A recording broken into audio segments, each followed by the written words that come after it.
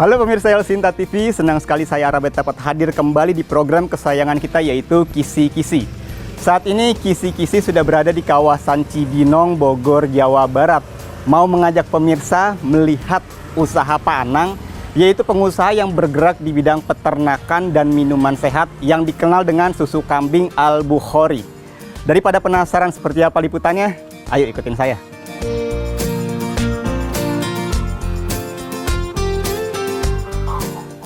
Assalamualaikum. Waalaikumsalam warahmatullahi wabarakatuh. Apa kabar Pak? Alhamdulillah baik. Nah pemirsa Kisi-Kisi, sekarang saya sudah bersama dengan Pak Anang, seorang pengusaha yang bergerak di bidang peternakan dan minuman sehat Pak ya. Iya. Yang dikenal dengan susu kambing Al-Bukhari. Iya. Nah sebelumnya pemirsa Kisi-Kisi, Pak Anang pernah diliput juga sama rekan saya Mas Gatot Pak ya. Iya. Bisa di flashback ceritakan nih sebelum setelah diliput dan sebelum diliput seperti apa nih? Oh iya baik. Jadi waktu itu jadi mungkin 3 tahun ya, 3 tahun lalu lah ya, meliput ke kandang kami. Lalu setelah diliput ya memang akhirnya orang pada mengenal susu kambing yang benar gitu. Dengan image yang benar gitu. Artinya kan selama ini orang memandang sebelah mata tuh susu kambing gitu, yang opininya yang amis, perengus dan sebagainya. Makanya nanti kami ceritakan di produk kita nanti. Gitu. Sekaligus tanya lagi lebih jauh, lebih mengenal lagi Pak ya. Baik. Ceritakan dong. Ini kan susu kambing Al-Bukhari, berarti Pak Anang ini dimulai dari awal, maksudnya dari peternakannya, nernaknya. Iya. Jadi gini, kita susu kambing Al-Bukhari ini dari tahun 2012 ya. 2012. Lalu kita pertama ya biasa bibit, lalu setelah itu kita breeding atau beranak pinak di kandang kita sendiri gitu. Nah, sekarang ini ya kini sudah anak-anak dari peternakan kita sendiri sebenarnya. Iya. Dari jenis kambingnya ini jenis apa, Pak? Iya. Jadi ini saya perlu jelaskan lagi ya. Silakan, bahwa susu kambing perah itu kan sebenarnya minimal paling tidak ada 10 jenis. Nah, yang di Indonesia terkenal Etawa. Nah, Etawa tuh sebenarnya nomor 7 tuh dari deretan kambing pernak baik mutu maupun kualitasnya lah ya gitu.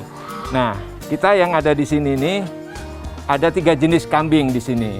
Jadi ada PE itu yang dikenal oleh kita Etawa, peranakan Etawa, lalu Sanen, lalu Jawa Randu.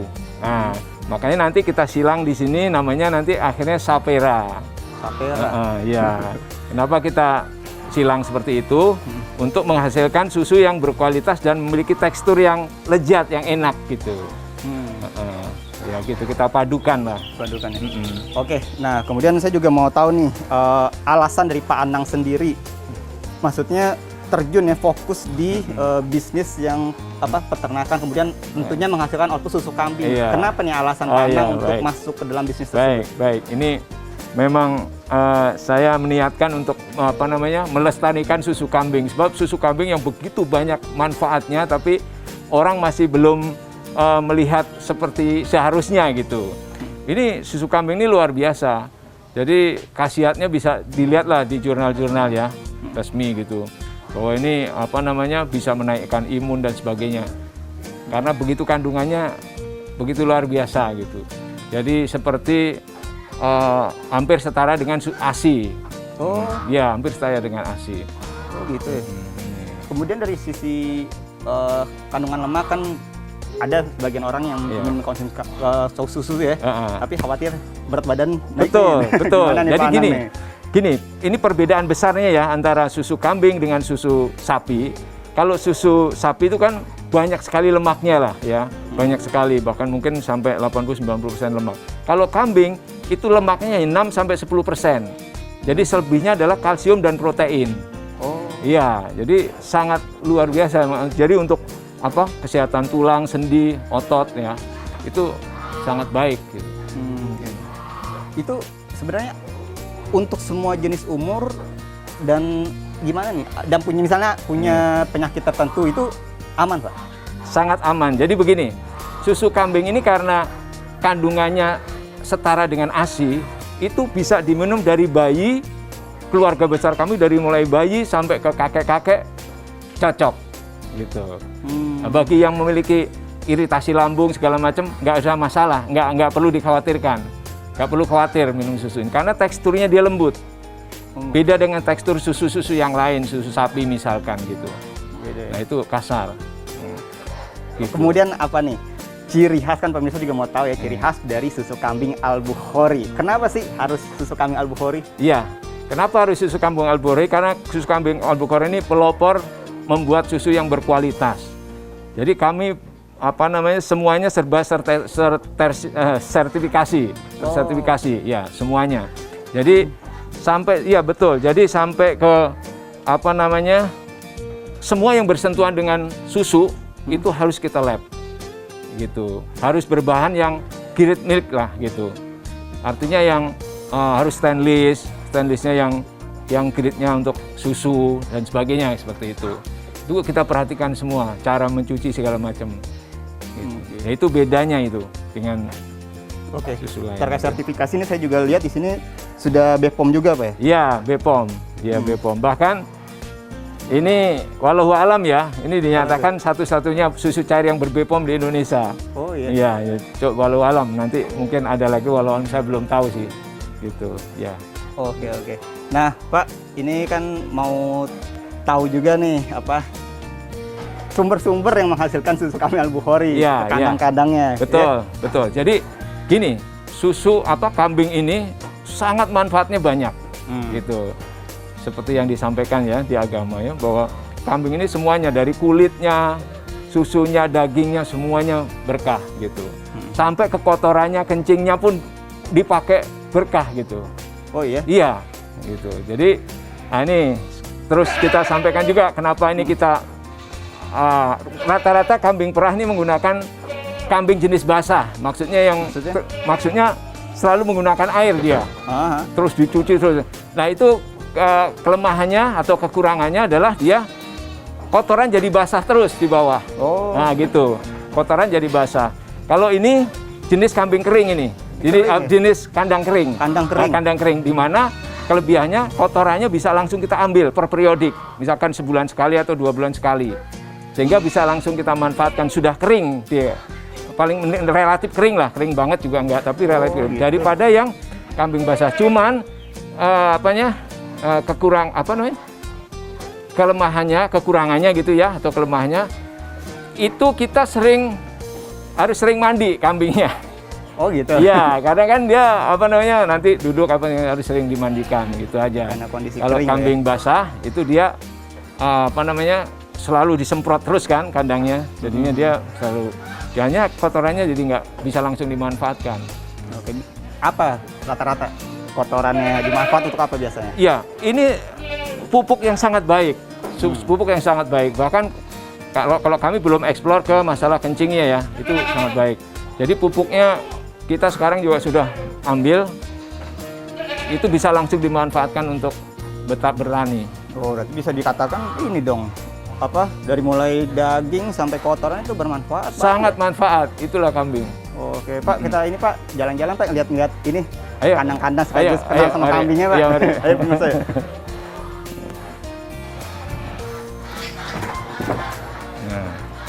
Nah, sampai dah di kandangnya. Iya. Oke. Gitu, Mas. Ada apa nih, Pak? Jelasin dong. Nah, ini. Apa ini, Pak? Ini etawa ini seperti ini jenisnya etawa nih. Ketawa ya. Ya, ini etawa. Ini yang menghasilkan susu yang tadi saya sampaikan. Ini susunya kental gitu. Ya, ada yang suka, ada yang nggak suka yang terlalu kental. Itu ambingnya ini. Ini besar banget, usia berapa? Ini usia sekitar 1,5 tahunan lah ini. 1,5 tahun. Udah ini kan, udah mulai diperah dia. Dari perah. Nah, ini etawa.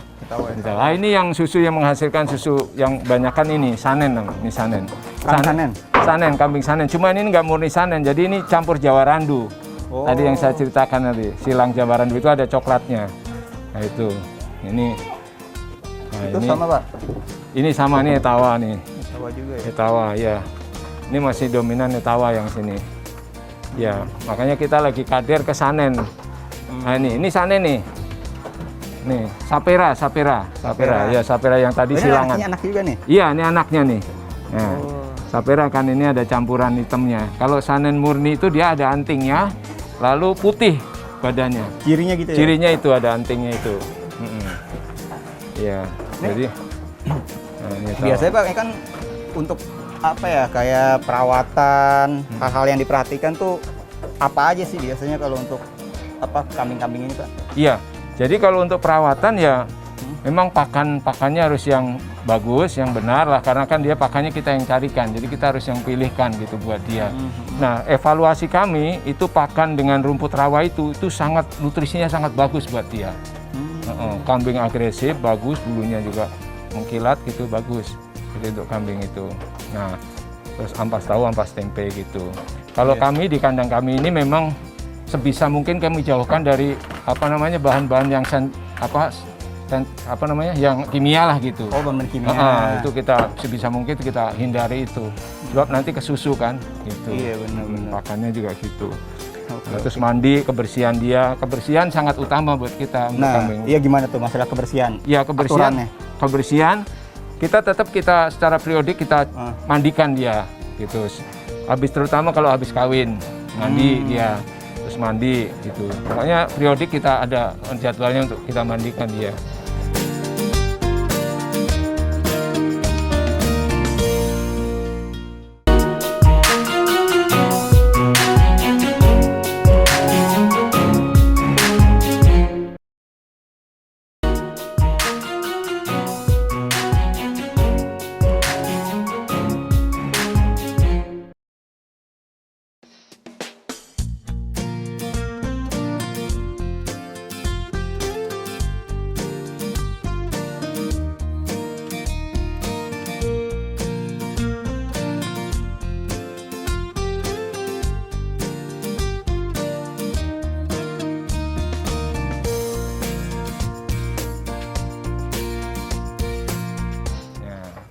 Ya nih.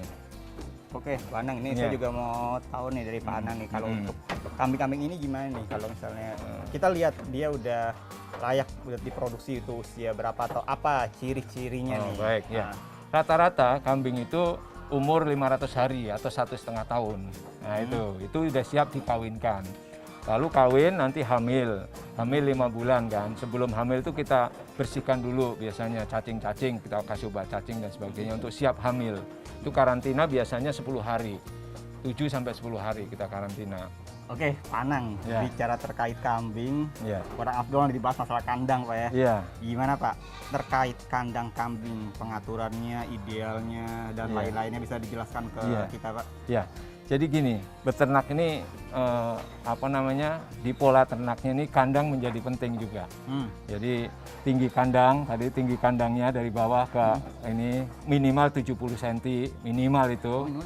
Lebih tinggi ya bagus gitu, ketinggian juga susah gitu. Jadi minimal segitu. Lalu lebarnya kandang ini, jadi ini biasanya yang umum rata-rata nih 80 kali 1,20 m atau 1,5 m kesananya ini, atau 1 meter bisa, karena 1,5 m bisa, seperti itu.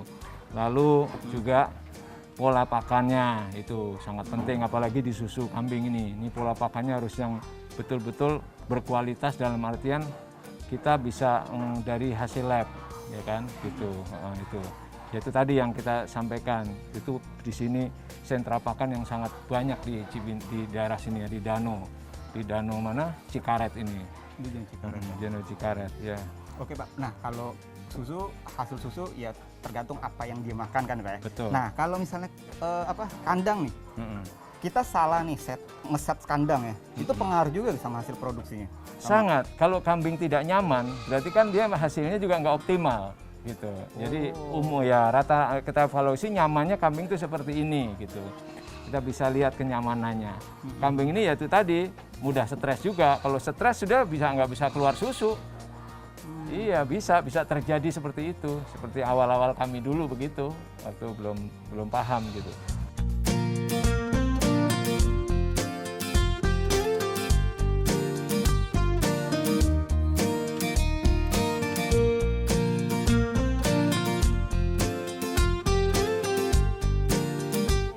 Kita ini di kandang breedingnya nih di sini. Rame Pak ya? Iya. Oh, ini ada Bapak. Bapak dari mana Pak? Saya dari Dinas Peternakan Kabupaten Bogor. Oh, sini Pak, kita ngobrol sama. Ini dari Dinas Dinas Peternakan Kabupaten Bogor. Oke. Ini tujuannya maksudnya emang rutin Salah di sini? satu kita pembinaan di sini. Alhamdulillah kita datang dari kementerian ingin lihat bahwa di tengah kota ini ternyata ada peternakan kambing perah. Jadi dia ingin tahu ke sini, kita sampaikan ke sini. Ternyata alhamdulillah kandangnya bersih, terusnya tidak berbau karena dia menggunakan teknologi. Gimana menurut pandangan Bapak mengenai apa peternakan yang dimiliki sama Secara estetika ini udah layak, udah bagus, cuman harus lebih ditingkatkan lagi kebersihannya. Jangan sampai nanti apalagi sini kan perkotaan ya. Jangan sampai masyarakat nanti terbau. Tapi alhamdulillah sekarang sampai saat ini tidak ada. Oke. Oke, Pak. Sekalian Pak, silakan dilanjutkan Oke, lagi Mang. ya. Terima kasih, Pak. Jalan-jalan kita lagi, Ayo, Pak. kita jalan. Oke. Berarti ini beda-beda lagi kambingnya, Pak ya? Iya. Jalan lagi. Besar banget, Pak. Kambing apa, Pak? Tawa itu.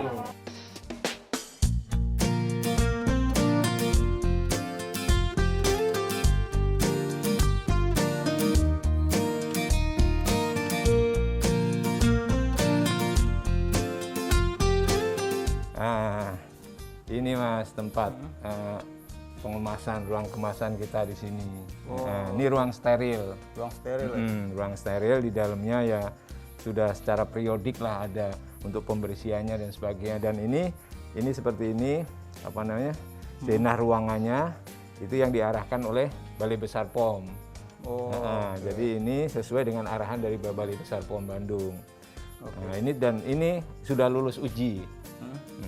Lulus uji sehingga Balai Besar POM merekomendasi ke BPOM untuk dikeluarkan apa namanya nomor MD. Nah, kita sudah ber-BPOM ini. Oke. Dari sini sertifikasi ya. Oke, Panang, mohon maaf Pak. Ini Ya. di belakang Pak pasbok ini maksudnya tempat apa ya, Pak? Nah, ini saya jelaskan pasbok. Aha. Jadi karena ruangan ini ruangan steril, sehingga keluar masuk barang harus lewat pasbok ini. Ini juga dari arahan dari Balai Besar POM di sini. Jadi nanti barang yang dari farm, susu cair masuk ke sini, lalu nanti dikemas di dalam, lalu baru dikeluarin di sini. Nah di dalam juga sudah dikondisikan lah segala sesuatunya, termasuk pencahayaannya segala macam tuh nggak boleh langsung begitu, ada sekat-sekatnya di sana. Karena susu kan high risk produk lah, produk berisiko tinggi. Nah ini masuk di sini, udah kemas baru kita masukkan ke freezer. Oh, sampai seperti itu prosedurnya, Pak ya? Iya, seperti itu.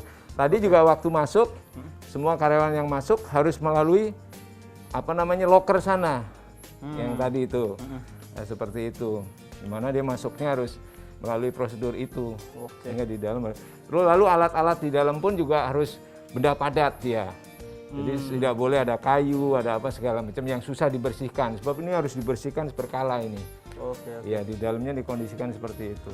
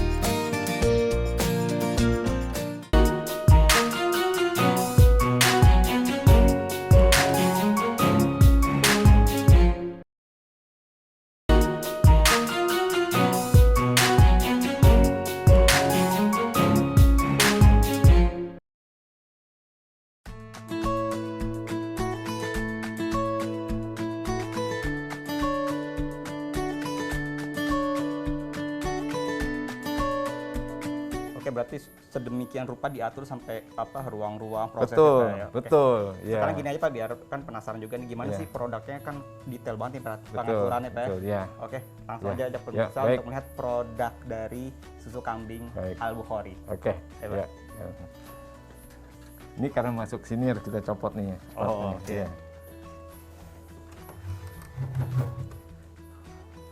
Oke Pak Anang, ini di belakang kita ini kan beraneka ragam Pak dari sisi kemasan nih Pak. Nah ya. ini apa nih Pak tujuannya Pak? Ya, ini karena kita kan melayani sekarang ini bukan hanya se-Jabodetabek, tapi mungkin ke seluruh luar kota lah yang bisa kejangkau, yang dimana dimungkinkan sampai sana masih utuh susu kita. Gitu. Nah, ini kemasannya ini karena kita melayani online kan, ada di dua toko online kita, ada di toko online. Ini kita kirim pakai ini kalau dalam kota ya, di Jabodetabek pakai ini. Lalu kalau ini isi 5, untuk isi 5 atau sampai 6. Ini isi 10 nih, untuk isi 10 ya. Dan ini untuk isi 20. Nah, ini isi 20 ini. Gitu, ini yang isi 2. Nah, untuk luar kota misalkan agak jauh, agak lama lah gitu. Ini menggunakan ini, styrofoam ini. Oh. Nah, ya, ini styrofoam ini isinya sekitar ini bisa 25, ini bisa 40, ini bisa 60 botol. 60 botol. Bisa 60 botol nih, 40 botol nih, sekitar 25 sampai 30 botol nih yang ini. Oke. Untuk bisa dikirim ke itu. Nah, kayak gitu. Oke, berarti sampai perhitungan seperti itu Pak biar Iya, kualitas betul. sampai tujuannya Pak. Sampai tujuan dimungkinkan masih utuh kandungannya gitu, yaitu masih beku lah dari sana. Lalu kalau yang Jabodetabek pun kita kasih plastik streaming di dalamnya, ada plastik streaming. Sehingga tahan untuk nggak sampai kebekuannya masih tetap sampai sini. Jabodetabek udah kita coba sih. Berarti terkait penjualan bukan hanya Jabodetabek ya, Iya. tapi se-Indonesia ya. Se-Indonesia selama masih bisa kejangkau, seperti ke Palembang kalau kita udah kirim ke sana, ke Lubuk Linggau, itu ke Jawa ya sampai ke ujung Surabaya. Kita ngobrol-ngobrol terkait penjualan lebih jauh Pak yuk. Iya, Di oke. situ kayaknya enak Pak. Oke. Iya. Iya. Silakan Pak. Oke. Iya. Oke pemirsa kisi-kisi, setelah tadi kita diajak sama Pak Anang nih ya, Iya. ke peternakannya sampai dengan produk jadinya ya. Iya. Tentunya pemirsa kisi-kisi mau tahu nih Pak, kalau memang mau beli nih, Iya. gimana caranya? Iya, baik. Sangat mudah untuk mendapatkan susu kambing Al-Bukhari sebab kita ada di online, 2 toko online itu. Shopee dan Tokopedia ya, di di dalamnya ada. marketplace-nya, Pak, ya? Iya, ada. Oke. Lalu bisa nanti langsung ke nomor WA atau call, bisa call center kita ada Di nomor berapa, Pak? Di nomor 0811 868181. Nah, itu bisa, atau bisa juga untuk lihat-lihat lebih dalam bisa membuka website kami di susukambingalbukhari.com. Oh. Ya, itu lengkap di situ nanti lebih dalamnya. Oke Pak, terkait penjualan nih Pak, Pak Anang sendiri membuka reseller gak untuk bekerja sama dalam mengembangkan Iya. pengembangan pemasaran Iya. dari produk ini? Iya, kita sih berencana seperti itu, gitu kan. Waktu itu sudah pernah, cuman kita mau coba lagi yang lebih, artinya ke reseller-reseller yang lebih care untuk penyimpanannya. Sebab bahaya, karena ini susu kan. Kalau nanti mereka nggak care untuk penyimpanannya, akan malah menambah mudaratnya gitu kepada pelanggan, pada konsumen gitu. Nah, ya kita utamakan reseller yang konsumer ya. Jadi tidak hanya menjual tapi dia juga konsumsi, sehingga dia tahu gitu manfaatnya, lalu juga penyimpanannya benar gitu. Seperti itu. Berarti kalau ingin menjadi reseller langsung hubungi Ya, Pak ke Anang nomor aja. tadi ya. Oke. Pak, sebagai pengusaha tentunya yang menghasilkan susu kambing Al-Bukhari ini ya. Iya. Itu dalam menjalankan bisnisnya apa sih kendala atau hambatan terbesar yang selama ini Pak Anang rasakan? Bagaimana Pak Anang maksudnya untuk mencari jalan keluar atas permasalahan tersebut? Iya.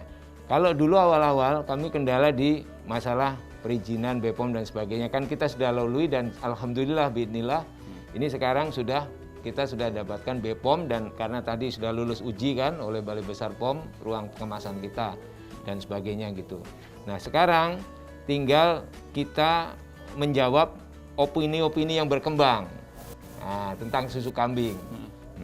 Jadi di masyarakat ini kan susu kambing masih dianggap belum lazim lah gitu. Padahal manfaatnya begitu luar biasanya ya kan.